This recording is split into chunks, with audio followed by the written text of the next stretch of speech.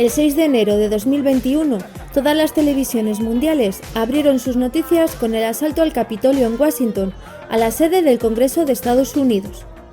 Una variopinta masa de alborotadores y partidarios del presidente Donald Trump, tras escucharle durante una manifestación hablar una vez más de elecciones amañadas y sin ser capaces de aceptar la derrota contra el nuevo presidente electo Joe Biden, irrumpieron con violencia en el edificio para denunciar lo que consideran un fraude electoral del que no existen pruebas y que ha sido rechazado por distintos jueces. No solo consiguieron acceder al Capitolio, sino que estuvieron más de 4 horas dentro, pululando por distintas estancias, en un intento de evitar el recuento ceremonial de los votos electorales que confirmaban la victoria del nuevo presidente Joe Biden. Un día oscuro en la historia del Capitolio de Estados Unidos, pero que no es el único. En el pasado, lo que es considerado como el corazón simbólico de la democracia estadounidense fue violentado varias veces más. El Capitolio tiene tras de sí una historia de bombas e invasiones de lo más variopinta, que en unos segundos conocerás. No te vayas, quédate.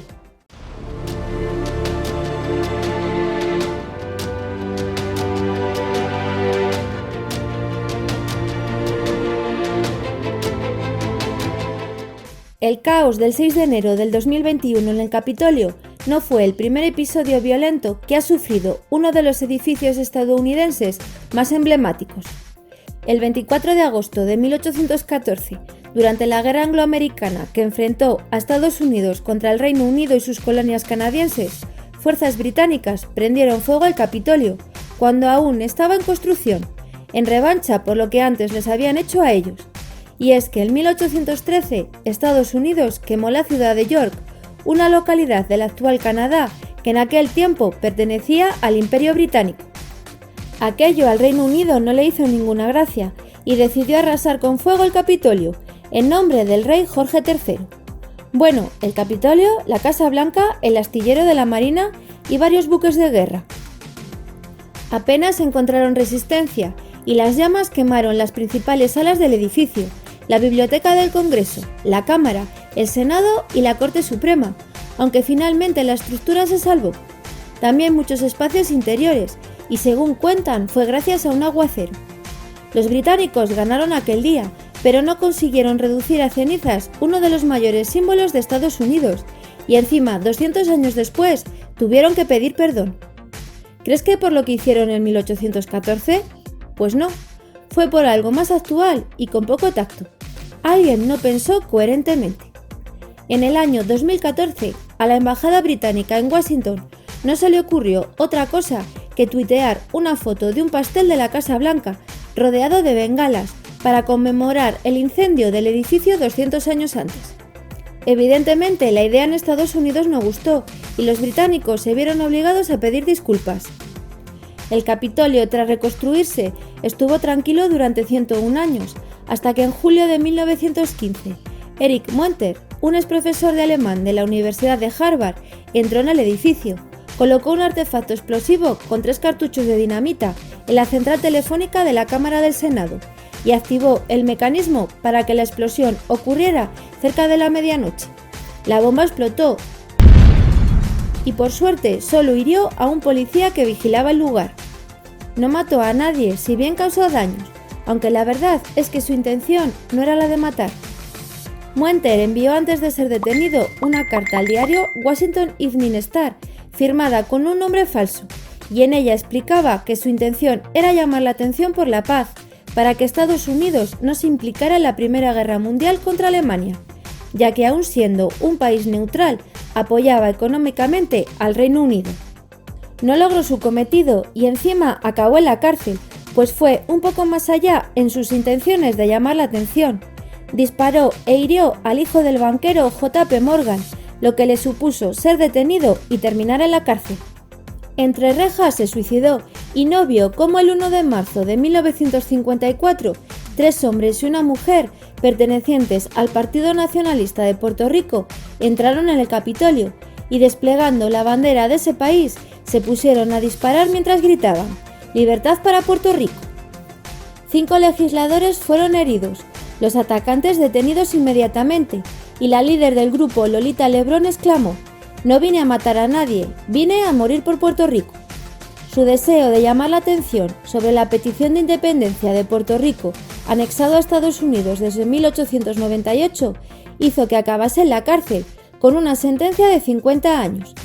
La de sus 3 acompañantes fue de 75 y ninguno las llegaron a cumplir íntegramente. El presidente Jimmy Carter, en 1979, conmutó las penas como gesto humanitario tras una campaña internacional. Los 4 puertorriqueños pudieron volver a su país, donde fueron vitoreados por una multitud. Un serio problema el poder hacerse fácilmente con armas en Estados Unidos, y que el 2 de mayo de 1967 ocasionó otro incidente dentro del Capitolio. Durante el mes de abril de ese mismo año se presentó un proyecto de ley de California, denominado la Ley Mulford, cuyo fin era el de prohibir portar armas cargadas en público, y que tuvo el apoyo de líderes republicanos y demócratas, pero que a varios sectores de la población norteamericana no les agradó, sobre todo a los Panteras Negras, más que nada porque el proyecto de ley fue elaborado con el objetivo de desarmar a los miembros de dicho partido que realizaba legalmente patrullas armadas en los vecindarios de Oakland.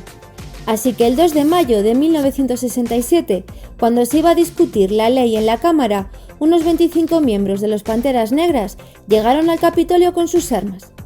Mientras, curiosamente, Ronald Reagan, gobernador por entonces de California, estaba a punto de unirse a la excursión de un grupo de escuelas que visitaban el lugar. Hasta tenían ya el almuerzo preparado. Una docena de Panteras Negras accedieron al edificio, subieron al segundo piso y entraron en el debate en curso. Claro que el pánico general también se extendió y el presidente de la Cámara ordenó: «Sargento, retire a esas personas de inmediato».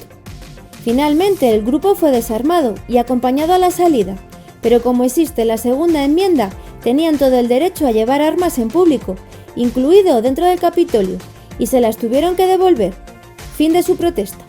Se marcharon creyendo que conseguirían evitar la puesta en marcha de la ley, pero no fue así. La ley Mulford se aprobó con una gran mayoría, de tal modo que está prohibido portar armas cargadas en lugares públicos, aunque claro, siempre hay gente que se salta las leyes. De todos los asaltos al Capitolio, lo que más ha gustado ha sido poner bombas. El 1 de marzo de 1971, el grupo antibelicista, pero al mismo tiempo violento, llamado Weather Underground, colocó una bomba en un baño del edificio donde se encuentra el Senado, en protesta contra la guerra de Vietnam. No causaron víctimas, pero sí daños materiales. Aún así, una vez más se reconstruyó todo y se siguió con la actividad diaria, hasta que llegó otro grupo con una bomba bajo el brazo. Cualquiera diría que se pueden comprar en el supermercado de enfrente. El 7 de noviembre de 1983, nuevamente un artefacto explosivo explotó en la zona del Senado. En esta ocasión, mediante una llamada, miembros de la Unidad de Resistencia Armada se atribuyeron el atentado, en protesta por la intervención armada de Estados Unidos en el Líbano y Granada. No ocasionaron muertos, sí considerables daños, y 7 responsables fueron detenidos en 1988. Desde entonces no se han puesto más bombas, pero de disparos hay unas cuantas historias más. ¿Sigues aquí conmigo? No te vayas, suscríbete, que te seguiré contando. El 24 de julio de 1998, un atacante armado traspasó el puesto de control, asesinando al policía que lo custodiaba, e intentó entrar en el edificio, pero el inspector John M. Gibson lo evitó. Murió en el tiroteo, permitiendo con su actuación que otros agentes redujeran al asaltante, a quien en 1999 un juez dictaminó que no se le podía juzgar por padecer una enfermedad mental. Los 2 agentes asesinados fueron los primeros civiles enterrados con honores en la rotonda del Capitolio. Como símbolo nacional, está claro que este edificio es el punto de mira de todo aquel que quiere reclamar algo de forma violenta, y en el año 2001 estuvo a punto de desaparecer como otro blanco del 11S. Tras el desplome de las Torres Gemelas y el incendio en el Pentágono, otro avión secuestrado se dirigía hacia el Capitolio, en aquella mañana de ataques terroristas de Al-Qaeda, el 11 de septiembre. Sin embargo, los secuestradores del vuelo 93 no pudieron terminar su macabro plan. Los pasajeros lo redujeron y el avión terminó estrellándose en una zona rural de Pensilvania. De susto en susto llegamos al año 2016 y nos encontramos con un incidente menor. A Larry Russell Dawson, de 66 años, le apeteció un buen día intentar entrar en el centro de visitantes del Capitolio, apuntando a la policía con una pistola de aire comprimido. No pasó de la puerta y nunca se ha sabido el porqué de su idea, aunque ya había interrumpido con anterioridad una sesión del Congreso gritando que era un profeta de Dios. Pues el profeta acabó 14 meses en la cárcel. El tiempo que vayan a pasar los asaltantes del 6 de enero del 2021 entre rejas aún está por saber, y son unos cuantos. De momento más de 120, y muchos fácilmente identificables, porque en su revolución se dedicaron a hacerse fotos y a subirlas a las redes. Desde la quema realizada por los británicos, este ha sido el ataque más multitudinario y mediático.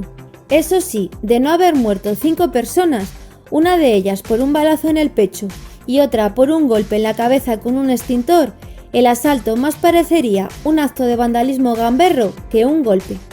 No hubo llamas, sí rotura de cristales y violencia, porque una multitud exacerbada es lo que hace.